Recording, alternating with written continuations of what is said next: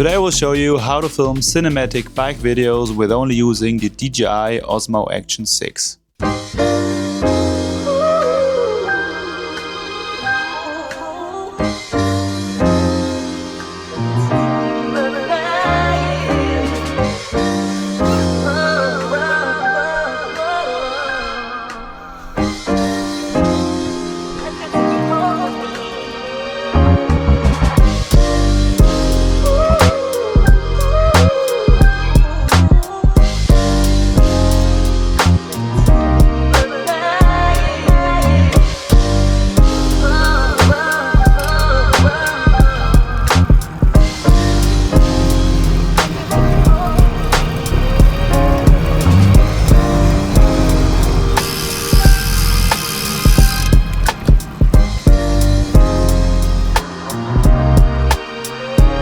In the video about my setup, I told you that if I would have to choose only one camera, it most definitely would be the DJI Action 6.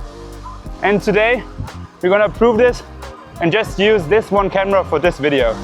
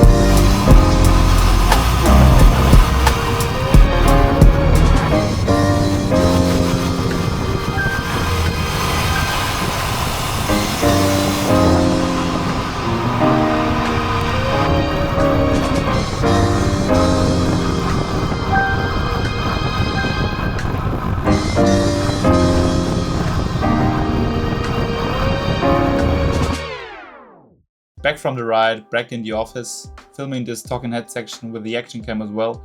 I would normally use my bigger camera, but as you can see, it's totally fine with the action cam.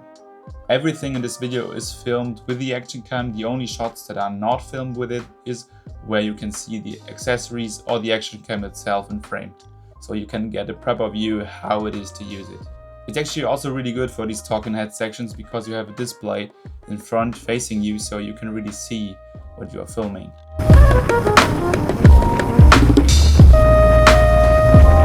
Okay, one of the most important things when filming with the action cam is getting your settings right. If you film everything in auto, you won't get the best results you can get with this action cam. So really important is to know what you're doing. One rule you already might be familiar with is the 180-degree shutter rule. Normally, you always want double the shutter of your frame rate. I normally film everything in 25 frames per second. So my shutter, according to this rule, should be 1/50th of a second. But with the action cam, there's a little caveat.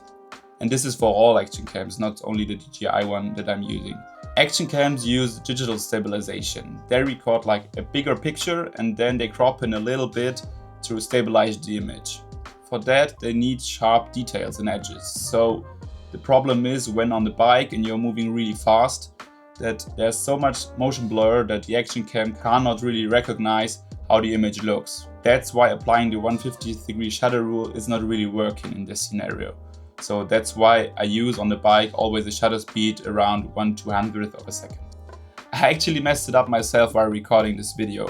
For one static shot that I did when we rode through a curve, I changed it back to 1/50th of a second because it looks much more natural and there's no much motion blur in it. But then I forgot to turn it back to 1/200th of a second, and for that all the following shots that I did are really shaky and now I can't use them anymore. So one advice I would give you, when you're on the bike, just leave it at 1/200th of a second and don't change it while riding, because otherwise you will maybe mess up some other shots.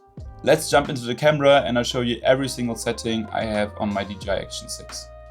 Let's dive into the settings. I always record in 4K resolution and 25 frames per second. And there's the aspect ratio. I use a custom aspect ratio, which allows me to record in the full width of the sensor, which allows me to crop in later much more easily, which can come in really handy. And as a stabilization mode, I use Rocksteady, and I normally use on the bike always natural white, but you can also use standard. It depends which look you like. Standard I use when being inside, so everything looks normal. I always put in the Pro mode, and I use manual exposure, and I use 1/200th of a second, like I already said.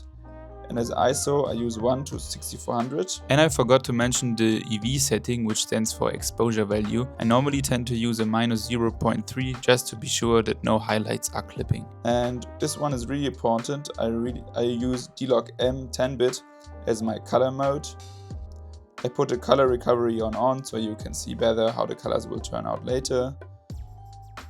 And as an aperture, I tend to use 2.6. Sometimes when it's really bright, I also use f4, it depends a bit. And as image adjustments, I turn down both noise reduction and texture because I just find it to look too digital when they are on 0, so I turn both settings down. Yeah, and that's basically it for my settings on my Action Cam.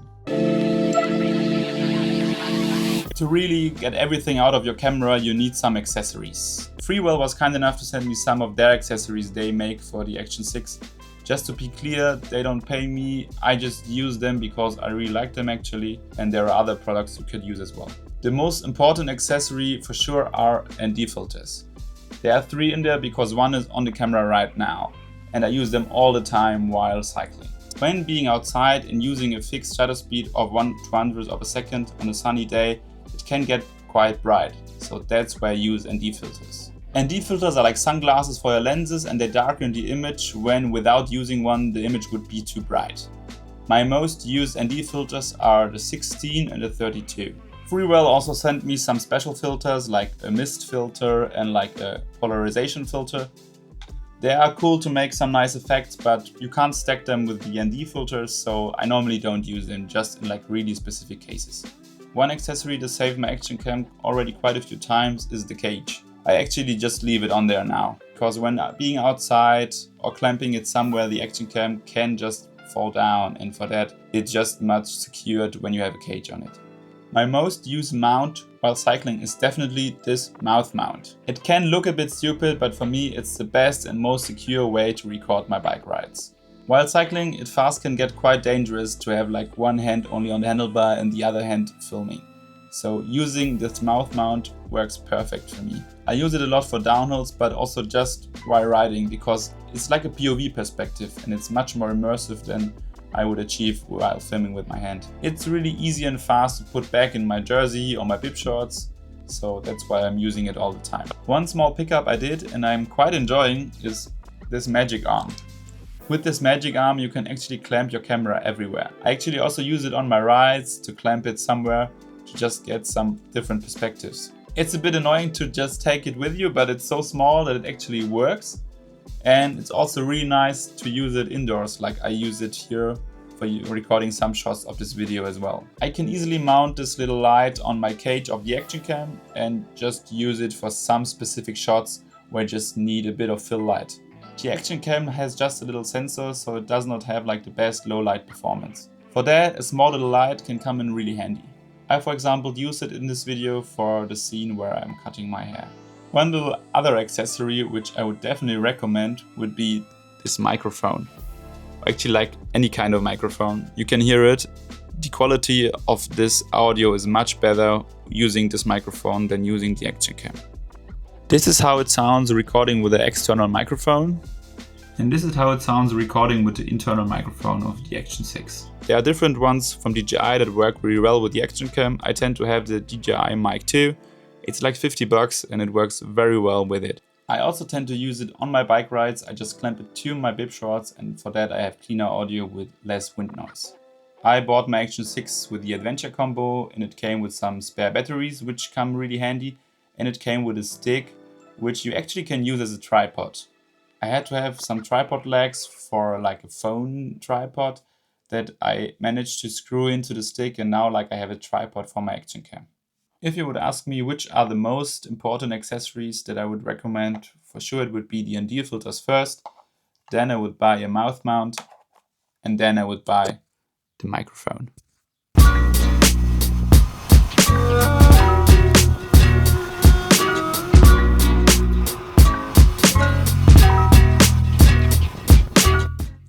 Now we come to a really fun part that I really enjoy, and that's color grading. I use DaVinci Resolve. I for long used the free version of DaVinci Resolve, and most of the things I do here you can do in the free version. I will do an easier approach first, that's totally included in the free version, and then I will do a more detailed approach with some effects that you can just do when you have the paid version. For the easier version, we create 4 serial nodes on the Mac, that's Option S, and we label them as white balance, exposure, conversion for the conversion LUT, and LUT for the final look. We first will apply the conversion LUT. For that, I would always recommend the official LUT provided from DJI. I link it down in the description. It's on the website. I have it already here. DJI Osmo 6 log M to Rec 709, and you can already see it makes quite a difference. Then I would always go to the exposure. This exposure is actually quite good. I wouldn't do too much, just bring the highlights a bit down, maybe lift up the shadows a bit. And for the white balance, I always record in auto white balance, and normally DJI makes really good auto white balance, so I often don't have to adjust it, but just in case I would adjust it here. But for this shot, I leave it here. Maybe we'll come back to it later, we will see. And then for the final step is the LUT I use. Now we come to LUTs. I use LUTs from Dopamine Frame. I bought them myself. I really enjoy them. I don't have any connections to them. I don't get paid by them or anything. I just seem to enjoy them. You can use any LUTs you want. I will link down the LUTs from Dopamine Frame down below in case you're interested. And for that, you select the node that you put a LUT on. That's really important because sometimes you have some other node selected. So click on the LUT node and then just look through them and just click on the LUTs that you enjoy the most. For this one, I think I will go for a bit warmer approach and select this LUT here. And then I will just check if the exposure is right. I will just look through it. And if the white balance is okay, and actually I'm quite happy how it looks already. Maybe we'll turn the highlights a bit down. And here at offset, I will bring the general exposure a bit down. And that's basically it. Like you can see, that's the before and that's the after. In order already, looks quite good. For the more detailed approach, you definitely need the paid version of DaVinci Resolve. I usually make this 9 nodes here that you can see. As you can see, white balance, exposure, conversion LUT, and LUT are the same nodes that I already showed you. And then I have some extras. The first one is noise reduction. I don't use it often, just in case. I just leave it there, but most of the cases I don't use it. This here is a correction LUT where I sometimes just do some light corrections of the colors, for example. For example, here it's a bit too blue for my taste, so I turn the blue down a bit. And for that, I go here to this there and just select where I want to turn it down. And then I will just take out the blues a bit. And as you can see, it makes a bit of a difference. And the rest, I already labeled them as halation, sharpen, and grain. And I often really like the effects, but you have to be subtle with it because the Action Cam is very nice, but it's limited in the image quality. So not every clip will look good with all these settings applied. But just to show you, we will see if it works on this one. Put the halation, and actually the halation here is quite subtle. You can change here the threshold and everything. I normally just leave it where it is. You can change the strength here. For this shot, I actually enjoy that it looks very subtle, but noticeable. As you can see, saturation creates like a bit reddish highlights. I think you may be familiar with like the red highlights from light sources or so, but it actually also works on daylight footage, and yeah, I quite enjoy it. Now we come to sharpening. YouTube compresses the footage down, so I usually apply sharpness. For that, I actually make it really easy. I just use the effect sharpen edges, and I usually don't adjust anything. I just like how it's subtle but a bit sharpened, and then it will look better on YouTube. For grain, I love grain and I use it a lot. And for that, I use film grain also from DaVinci Resolve. And then I will just look through what I like. 8mm is quite rough. I don't know if you can see it really on YouTube now. I normally just tend to use 16, sometimes 35. Yeah, like higher the number, 16 and 35, the grain gets much smoother. So I normally use 16, so you can still see it. I now just could hear that here. It's now the blues. Maybe I will just dial them back a bit, because otherwise you get some out effects. So yes, now I think it looks better. Okay. And yeah, as you can see, that's all the magic. That's my color grading approach. That's the before, that's the after. And yeah, it makes a lot of difference.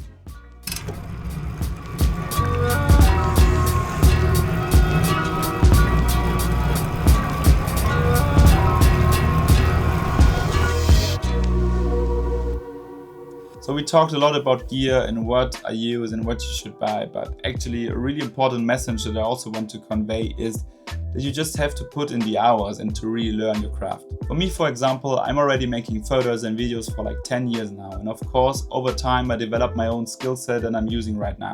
Money can buy you gear, but it most definitely can't buy you your own skills. So just go with what you have and just try to make videos with it, and you will learn a lot. So just use the tools around you, and when you buy something new, then yeah, choose wisely what you're gonna buy. So I hope you enjoyed this video.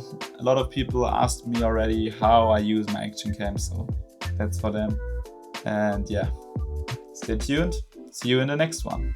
Bye.